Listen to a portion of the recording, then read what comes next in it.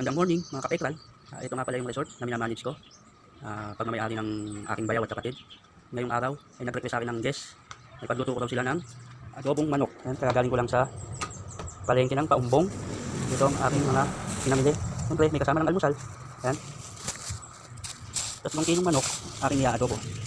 Siyempre ito ang aking first love, ang pagluluto. Yan. I-prepare ko maya maya. Ito ang binili kong almusal. Yan. Habang nagpapalinaw tayo ng pool, yan. Habang nagpapalinaw tayo, ready muna natin itong gagamitin kong ang adobo. Yan. Siyempre, mag-aalmusal muna tayo, mga kapekral. Yan. Pinsapin at palabok. Yan. Ang ating almusal ngayong umaga. Nag-request kasi sa akin ng guest, mamaya may kasama mamayang hapon. Luto ko daw sila ng adobong manok. Yan. Ito, yan.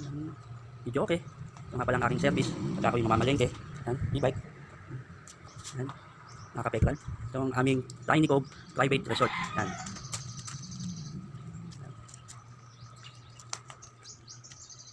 Nandito na lang muna. Mamaya na ulit. Bye.